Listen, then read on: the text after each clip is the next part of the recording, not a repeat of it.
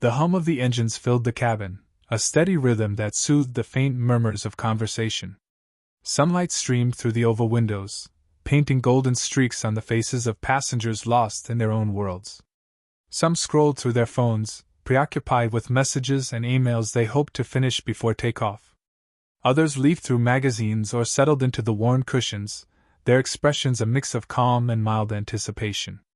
Flight 237 had departed on schedule, its destination a bustling metropolis halfway across the country. For most on board, it was just another routine flight, a mundane bridge between one place and another. Yet, the atmosphere carried an unspoken serenity, the kind that comes when everything seems perfectly ordinary. In the cockpit, Captain Edward Sloane, a veteran pilot nearing retirement, glanced at the glowing dials with practiced ease. Decades of experience had ingrained a sense of calm in him that nothing seemed to shake. His co-pilot, Danielle Hayes, younger and still building her hours, had an eager energy that balanced Sloane's measured demeanor. They exchanged a few words about the weather report, clear skies for the majority of the route, with a slight chance of turbulence closer to their destination. Routine stuff, nothing to worry about. Sloane leaned back in his chair and sipped his coffee, his mind already drifting to the fishing trip he'd planned for his upcoming vacation. In the cabin, the flight attendants moved with rehearsed precision. Maria, the lead attendant, smiled warmly as she offered a blanket to an elderly woman sitting near the window. The woman accepted it with a grateful nod, her hands trembling slightly. Across the aisle, a young man in a crisp suit typed furiously on a laptop, his headphones firmly in place, shutting out the world. A few rows back, a mother tried to calm her fidgety toddler, her patience thinning with each passing minute. Everyone had their stories, their reasons for being on this flight. In seat 14B, a nervous traveler sat clutching the armrest, their knuckles white against the faux leather. They had never been fond of flying, but the urgency of a family matter had left them no choice. Each vibration of the plane seemed magnified in their mind, a harbinger of some unseen disaster. The flight attendant noticed their discomfort and stopped to offer a kind word, but it barely registered. A couple, seated near the back, laughed softly as they shared a pair of earbuds, their heads leaning close together. Their whispered conversation was a welcome escape from the mundane world outside the plane. Beside them, a middle-aged man scribbled in a notebook, the pages filled with messy handwriting that spoke of hurried inspiration. He paused occasionally, staring out the window as if searching the clouds for answers. The captain's voice crackled over the intercom, a steady reassurance that broke through the cabin's quiet. "Ladies and gentlemen, this is your captain speaking. We've reached our cruising altitude of 35,000 feet, and everything is looking smooth ahead. Feel free to relax and enjoy the flight. We'll be starting our beverage service shortly." The announcement brought a collective exhale, a shared moment of comfort. Conversations resumed, laughter bubbled up from a cluster of teenagers traveling as part of a school group, and the clinking of glasses signaled the beginning of service. Maria and her team worked their way down the aisle, their movements fluid and efficient as they passed out drinks and snacks. Outside the windows, the world was a sea of white and blue.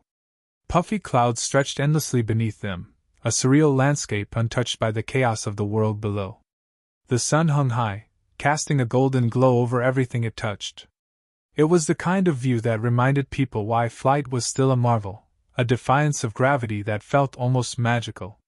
Sloane glanced at the instruments again, his fingers brushing the controls as he checked their heading. Hayes chatted about her plans for the weekend, her voice light and cheerful. "I'm thinking of taking my niece to the zoo. She's obsessed with penguins right now." Sloane chuckled, nodding as he adjusted a setting. "Penguins are solid animals. Not much trouble, just waddling around, looking sharp."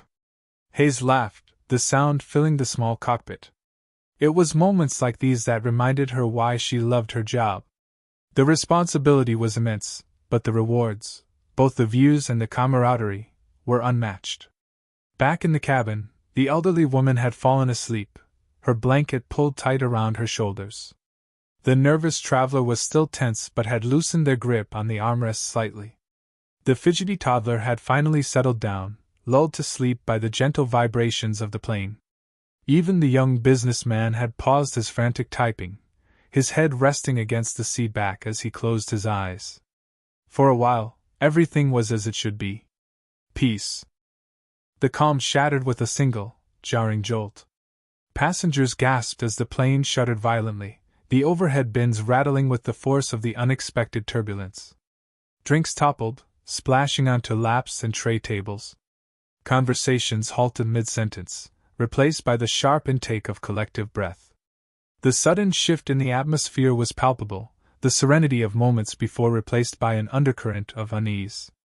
In the cockpit, the once steady hum of the engines now carried an uneven rhythm, a faint whine that Sloane and Hayes noticed immediately. Sloane's experienced hands moved instinctively over the controls, his voice steady as he spoke. "What's the status on Engine 2? Hayes scanned the instruments, her earlier cheer replaced with focused intensity. "RPMs are fluctuating. We're getting erratic readings on the fuel system." Sloane's jaw tightened.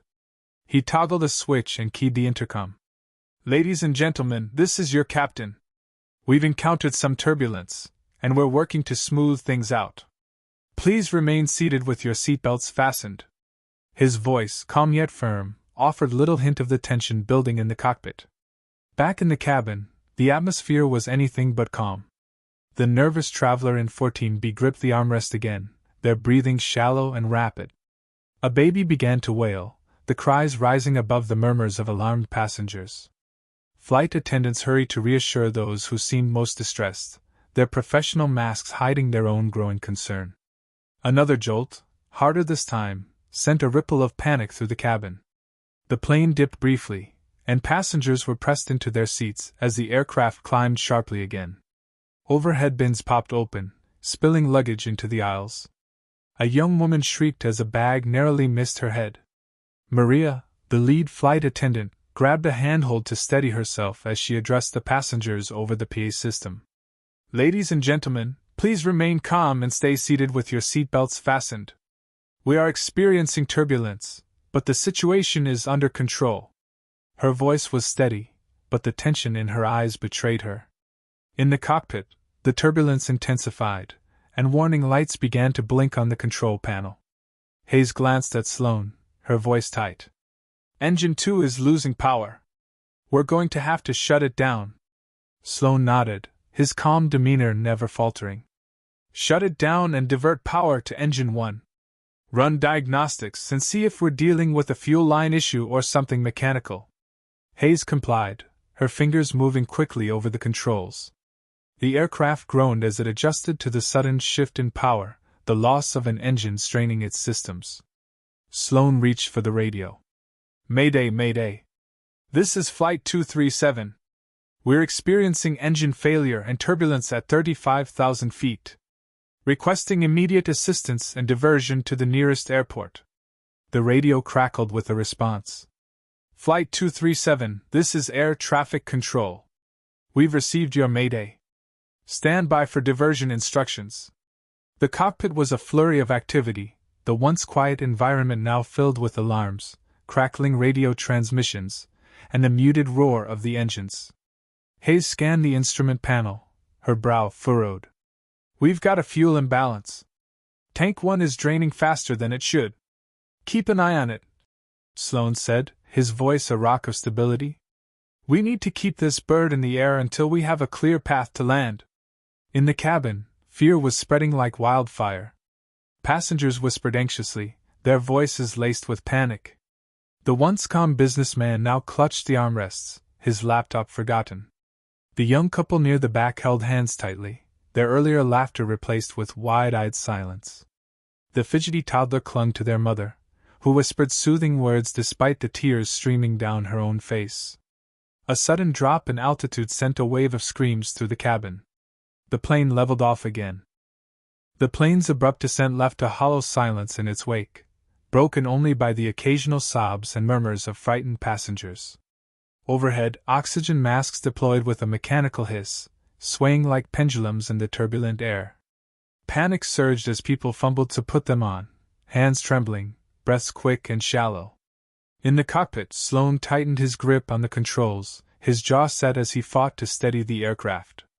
Sweat beaded on his brow, but his voice remained steady as he called out commands. Hayes, we're losing altitude too quickly. We need to stabilize before we hit critical. I'm on it, Hayes replied, her voice taut with concentration. She adjusted the trim, rerouted power, and monitored the dwindling fuel reserves. Engine 1 is holding, but it's strained. That fuel imbalance is worsening.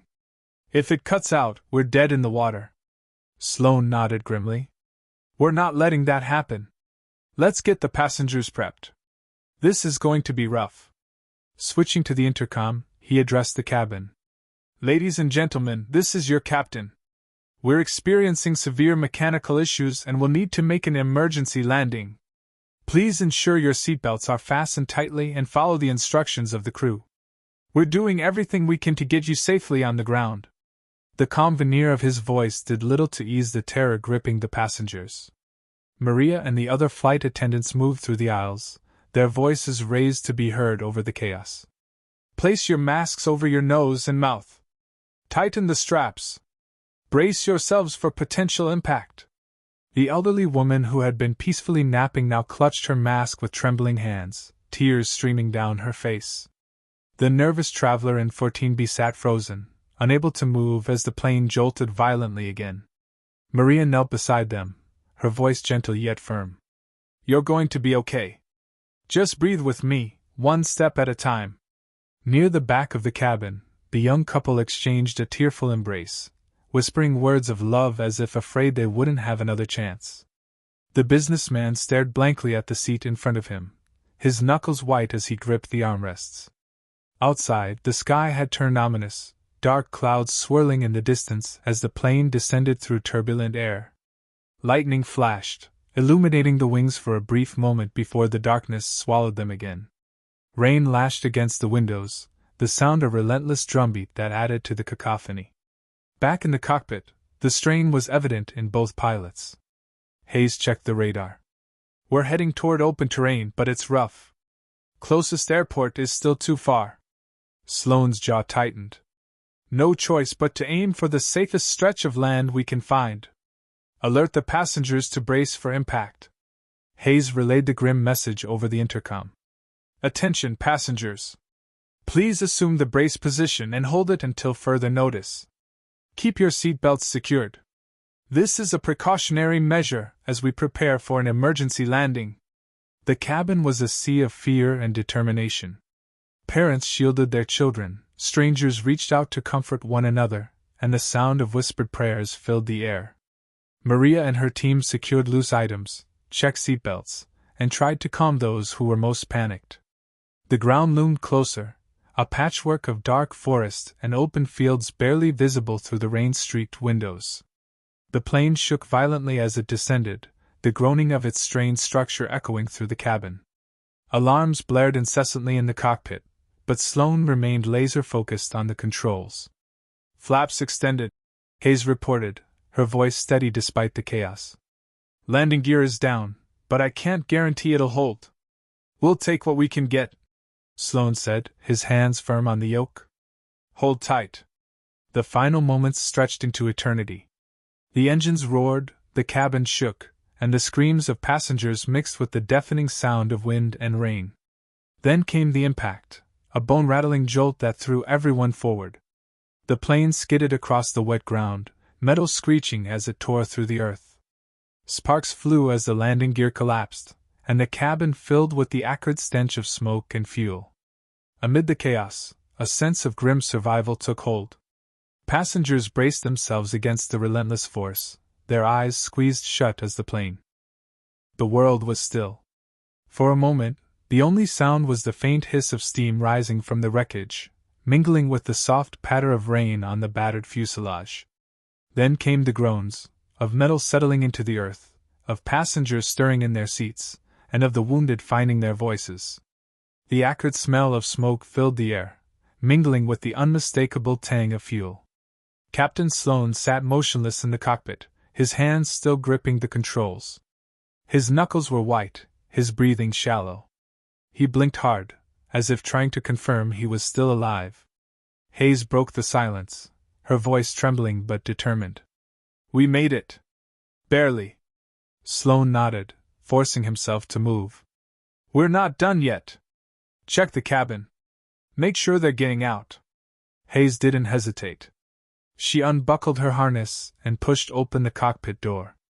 The scene before her was both a relief and a nightmare.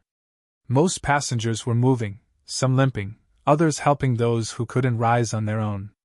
The cabin was in shambles, seats twisted at odd angles, overhead bins torn open, and debris scattered everywhere.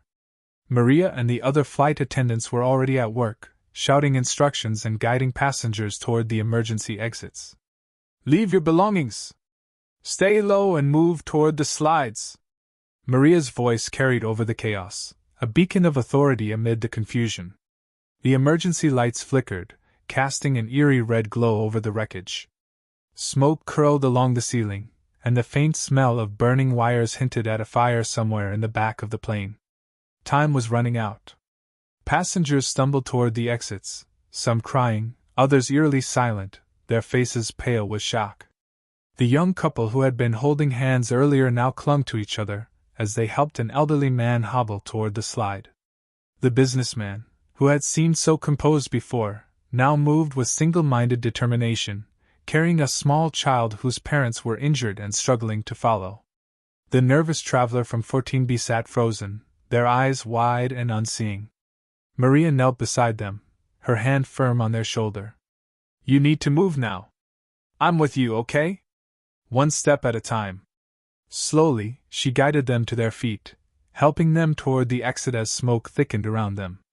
Sloane emerged from the cockpit, his presence commanding. Everyone out! Leave everything and go! His voice, though firm, carried an undercurrent of urgency that spurred even the most hesitant into action. Outside, rain continued to fall in sheets, extinguishing small fires that had sparked in the wreckage.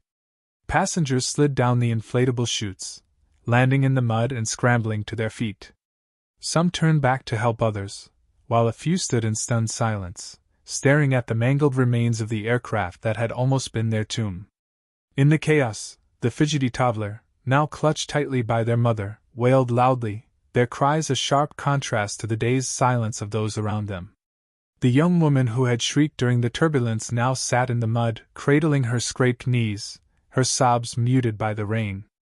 As the last passengers evacuated, Hayes worked with Maria to ensure no one was left behind.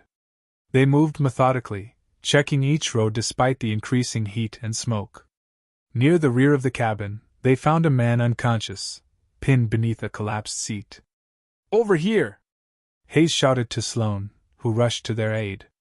Together, they freed the man, lifting him carefully and carrying him to the nearest exit. By the time they slid down the chute, flames were licking at the rear of the plane, the fire fed by spilled fuel. The survivors huddled together in the rain, their faces illuminated by the flickering orange glow of the fire consuming the aircraft. Some cried, others clung to one